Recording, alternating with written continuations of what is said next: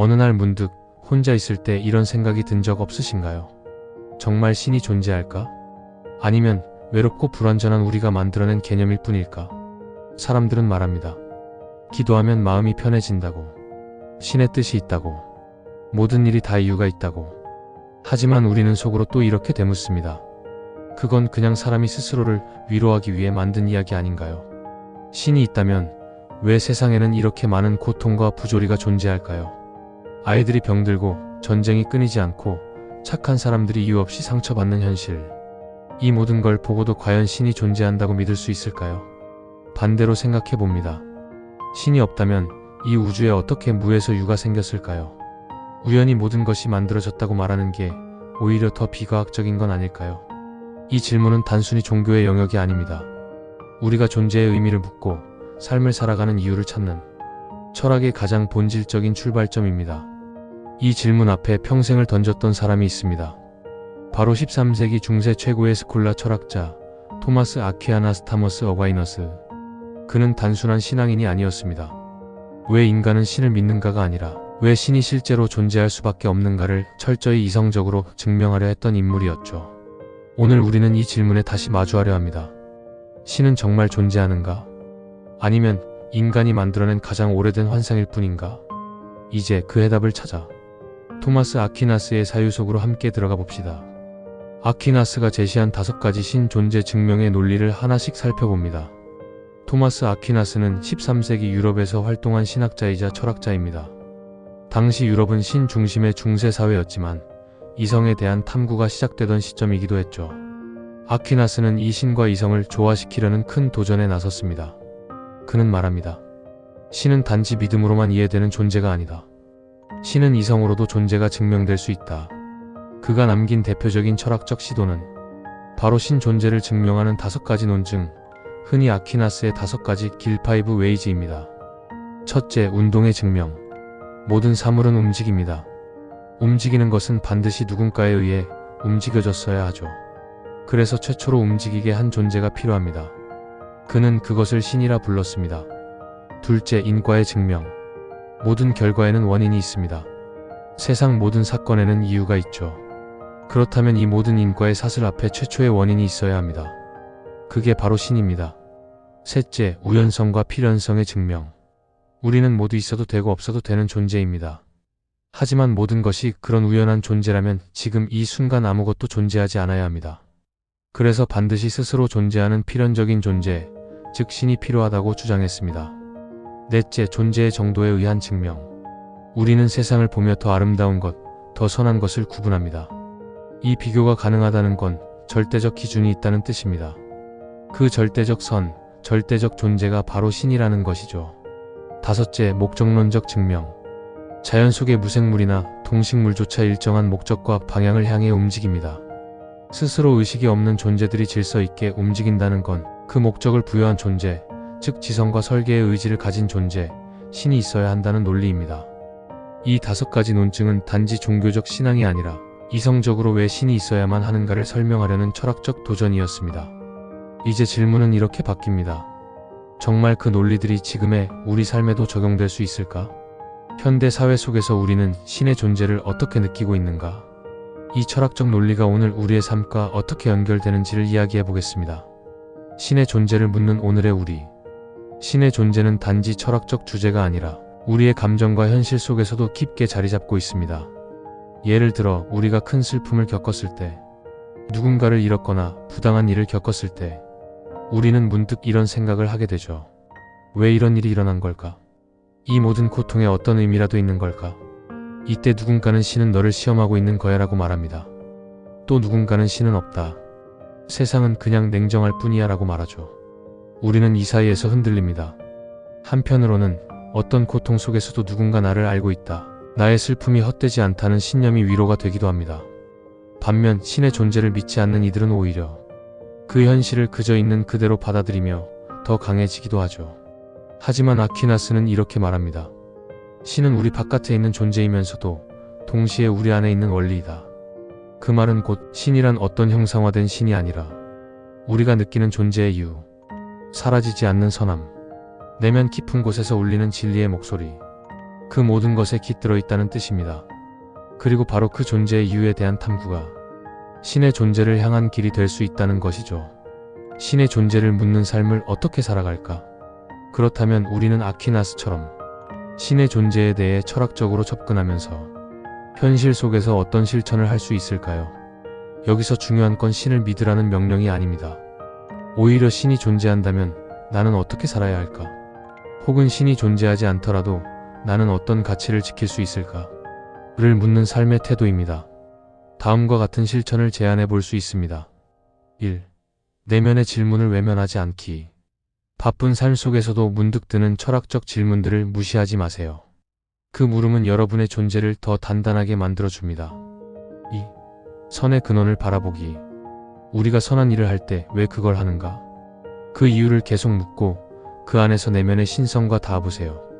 모든 걸 계산하고 분석하려는 태도에서 잠시 벗어나 설명할 수 없는 감정이나 직관도 함께 껴안아 보세요. 우주, 자연, 타인의 삶. 그것들이 내 삶을 넘어선 큰 흐름에 있다는 걸 느껴보는 것. 그 순간 우리는 의미를 발견하게 됩니다. 신의 존재를 확신하든 회의하든 중요한 건 우리가 신이라는 질문을 어떻게 살아가는가입니다. 신을 묻는다는 것은 결국 나를 묻는 것입니다. 이런 질문을 드려보고 싶습니다. 당신은 지금 무엇을 믿고 살아가고 있나요? 그게 신일 수도 있고 사랑일 수도 있고 정의 진실 혹은 단지 내 가족일 수도 있습니다. 토마스 아퀴나스는 신을 철학적으로 설명했지만 그 근원에는 언제나 사람이 있었습니다. 고통받는 사람, 방황하는 사람, 그리고 존재의 의미를 묻는 모든 사람들. 그는 단지 종교를 지키고자 한 게 아니라 우리 모두가 더 진실하게 살아가기 위해 필요한 토대를 세우려 했던 것입니다. 그렇기에 아퀴나스의 철학은 지금도 유효합니다. 그의 신은 단지 하늘 위에 있는 존재가 아니라 우리가 살아가는 매 순간의 의미, 선택, 질문 속에 살아 있습니다. 신은 존재하는가? 아니면 우리가 외로움 속에서 붙잡고 싶은 마지막 희망인가? 정답은 아직 없습니다. 하지만 그 질문을 품고 살아가는 삶은 분명히 더 깊고 더 인간다울 것입니다. 토마스 아퀴나스는 신을 증명하려고 했습니다. 이성적으로, 논리적으로, 철학적으로. 그는 인간의 지성이 신에게 다다를 수 있다고 믿었죠.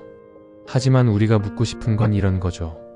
신이 증명되어야만 믿을 수 있는 걸까? 신은 이성으로 이해되는 대상이어야만 하는 걸까? 현대의 많은 사람들은 이렇게 말합니다. 난 눈에 보이는 것만 믿어. 과학으로 증명되지 않는 건 허구야. 맞는 말입니다. 우리는 너무나 많은 가짜의 상처를 받았고 그런 만큼 증명 없는 것을 쉽게 받아들이지 못합니다.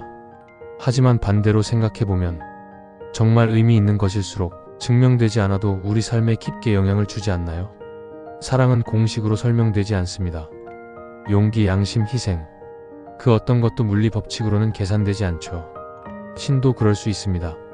신은 있다 vs 없다의 싸움이 아니라 나는 어떤 삶을 선택할 것인가에 대한 질문일지도 모릅니다. 일부 철학자들은 말했습니다.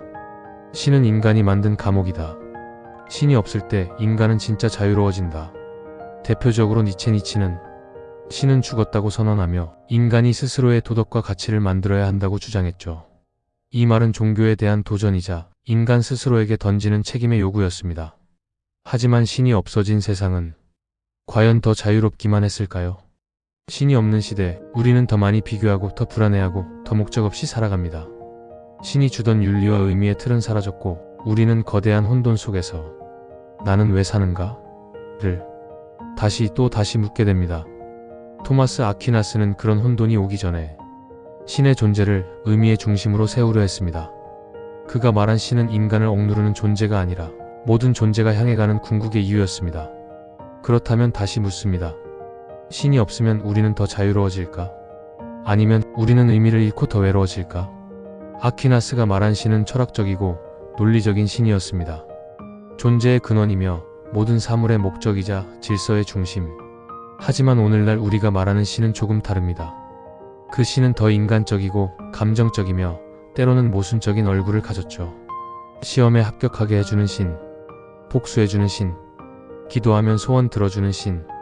이건 마치 신을 도구화한 형태입니다. 내가 원하는 것을 얻기 위한 수단으로 신을 소환하는 것. 그러나 아퀴나스가 말한 신은 그보다 훨씬 거대하고 본질적인 존재입니다.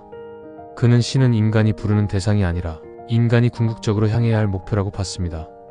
즉 신은 우리가 이용할 대상이 아니라 우리가 닮아가야 할 존재인 거죠.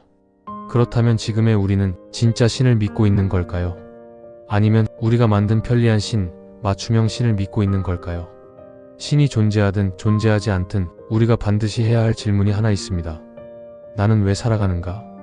신이 있다면 그 존재는 우리의 삶의 목적을 부여해 줍니다.